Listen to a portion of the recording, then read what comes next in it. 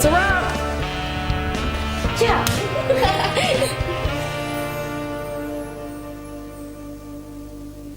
Welcome to the season finale of the award-winning ISD Weekly. I'm Olivia Simmons. And I'm Lucy Bigham. This week's show ranges from summer plans to school safety and everything in between. But we'll kick things off with what students are working towards right now, with our final installment of Keeping Up with the Grades. I'm very, very excited. Because I'm excited for next year and all the new adventures and my personal favorite things like choir and theater, but I'm also overjoyed to start new things like a job and just having a fun summer with my friends. I'm really feeling good about the end of this school year. It's been a pretty rough year for me in particular, but I am excited for the school year to end, transition into my junior year. I'm feeling really good. I got all my grades that I wanted. Graduating near top of my class, so I'm feeling really good. I'm feeling good. I'm really excited to graduate, and I'm really excited to start my next chapter of my life. But just because the year is coming to an end doesn't mean that there aren't things to look forward to. I'm looking forward to leaving. Love it here, but I need a break.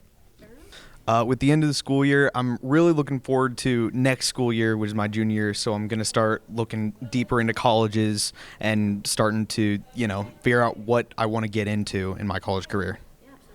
At the end of the school year, really just wrapping it up, having fun, getting my work done, but still having fun with all my friends. I'm looking forward to summer, and I'm definitely looking forward to crossing the stage and just remembering all the memories I made with my friends. With everything ending comes change, good and bad. Here are what the students are expecting.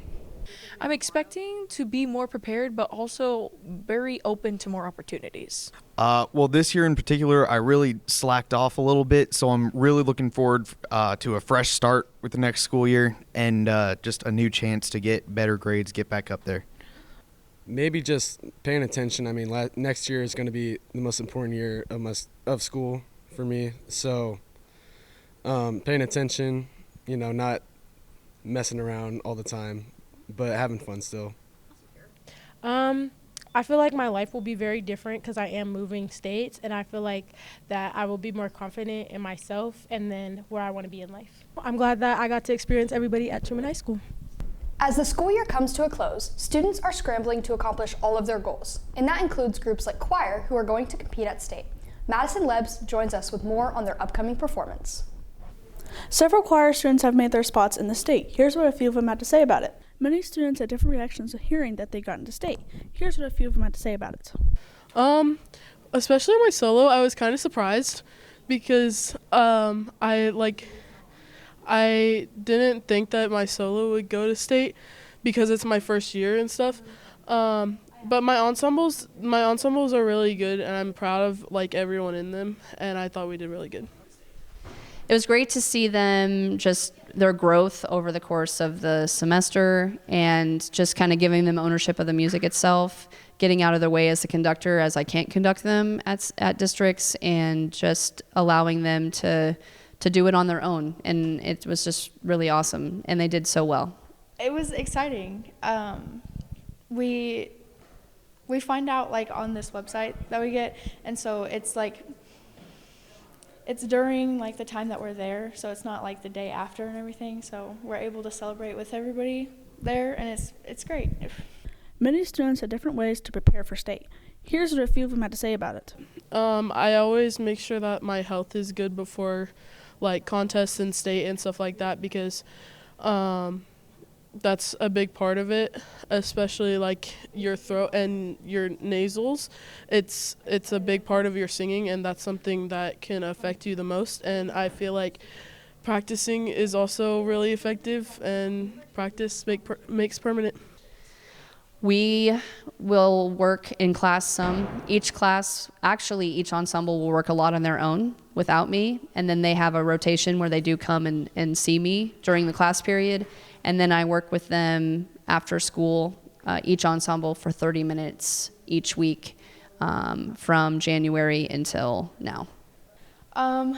Quite a bit, actually. We do voice lessons with Miss Carson, and we also have Other people who do voice lessons outside of that, like have MAI, stuff like that. But we used to do that every week. We just now ended because, you know, the last week is right before state.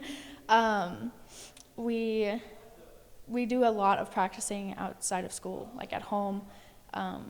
People are just got to be responsible for yourself and put in the time and work. Thanks, Madison. While choir is busy wrapping up their season, some students are already looking ahead to the summer. Taylor Dykeman talked with several students about their plans after the school year ends. With the school year coming to an end, people are already thinking about their summer plans, vacations, making money, and spending time with friends. I caught up with students to see what they're doing. Okay, so straight after graduation, I'm going on a road trip to Colorado, and visiting national parks is like my senior trip. So that's gonna be like the highlight of the summer. And I'm gonna be gone for like a week, so excited. It's been about getting to hang out with my friends outside of school and getting a bunch of opportunities to hang out with them. I think honestly just not being in school and being able to wake up whenever I want. I'm really excited to not be in school and also to just have my own time to myself. I'm excited to spend time with my family and travel and church camp. Time is for vacation. Students plan to travel all over. I do not like planned. I know me and my friends want to go on a road trip, but we haven't gotten to planning yet because we're focused on finals. Every year, and then who knows, maybe we'll have another trip. Yes, I have lots of church camps I get to go to, so I'm super excited for those. Yes, I'm going to Tennessee, and then we're going back to Oklahoma. We're doing that together. Students are planning to stay home or spend their summer at the beach. The vibes are very important. Probably like mountains, only because I think that mountains and a lake are definitely gonna be out like a beach, like the ocean. So definitely mountains. Staying home. I love the beach so much. I really like the beach. Beach, sand, palm trees, sunscreen, pina coladas. Students spend their summer doing a variety of things like making money and hanging out with friends. Definitely getting in like good buys and stuff, and then hang out with friends and making money because college is expensive and I'm recently broke, so you know. To me, it's just like knowing that I'm turning 16. I don't have that many summers left like at home.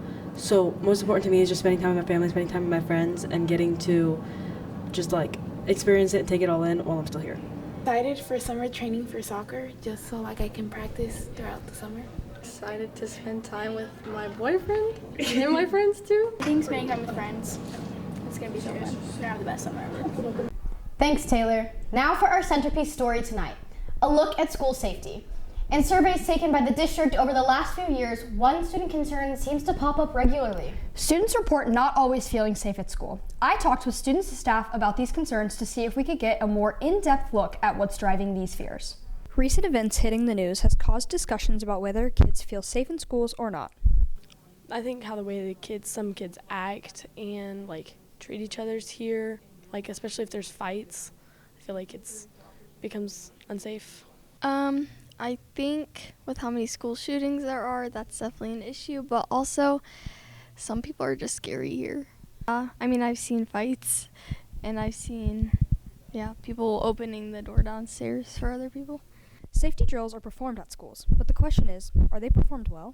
I think that like the new phone ban like has a big relay in it. Like a lot of people are heavily influenced by stuff like that. I think that if we still had our phones like and had access, I feel like it wouldn't be as bad. I think they're a good idea, but I do not think they're organized well at all. Most of the time my teachers don't even know that we have one, and they just tell us what we do. We don't actually go to it. Some students have ideas on how to make the school a safer place. Like the locks on the doors, like it would be easier if, like I've seen some of the schools that have the things that you stick in between the floor and the door, and I think that would be nice if they had those, and like blackout curtains in every rooms and stuff like that. I guess supervising doors better. I also got the chance to speak with our school resource officer, Officer Cole. He gave some insight on his thoughts on school safety. I think there's quite a few reasons. I think that social media wise, the amount of media in general that comes out against reporting of school shootings or other events that takes place at a school I think the amount of airtime that it gets makes kids feel unsafe, like they happen more and more and more and more, when statistically they are kind of rare. But when you keep pounding something so long, kids tend to believe that it's happening everywhere and it's happening every single day. So I think that with social media, media in general, and constant live updates, basically, kids think that something bad's going to happen every day. I think you can always improve, but I think what you're going to find is that, well, I'll put it this way. I can turn this school into Fort Knox, but kids aren't going to want to go to Fort Knox. Right. I could, if we wanted to make it super safe, everybody would only go to one classroom every single day and you would not leave that classroom. So you would have 28 kids or whatever in one classroom. Exterior windows would not be able to be opened. They would be screwed shut. You would have bulletproof glass. You would have a front entryway that is not glass, like this front entryway. It would be a brick wall with one entry door, one entry, one exit. No kids would be allowed to come in the back door. I mean, nobody wants to go to school like that. So you can always make improvements, but then it also comes down to money, and it also comes down to parents that don't want their kids to feel like they're in jail, per se. Now we'll kick it over to Brian Dickens for a look at the biggest sports story in the state. Wraps it up for sports. Back to you. Has dominated local sports headlines, and that's the future locations of the Kansas City's two major sports teams. After the Chiefs decided to move across the border into Kansas City, Kansas, the state of Missouri moved to keep the Royals on the side of the border. Just recently, funding was approved to build a new Royal Stadium downtown at Crown Center with a mix of public and private fundings from the Royals and Hallmark. I talked with local sports fans to get their side of the story. I'm an usher at the Royal Stadium, so I work all of the home games. And so when they move downtown, I'll have to go with them. And I think it's a great move because I think it's going to really be great for the atmosphere. And I know everybody's complaint is the parking, but I don't think that's going to be as big of an issue as everybody thinks it's going to be, because there's actually quite a bit of parking downtown. It didn't really affect the draft as much as people thought it was going to. So I think it's going to be really great. You too. So personally, when I first found out we were moving, I wasn't too happy about that. I grew up at Kaufman, and like I said, had season tickets for 20 years and just raised my family there. It's a very important place to us, but I'm really excited.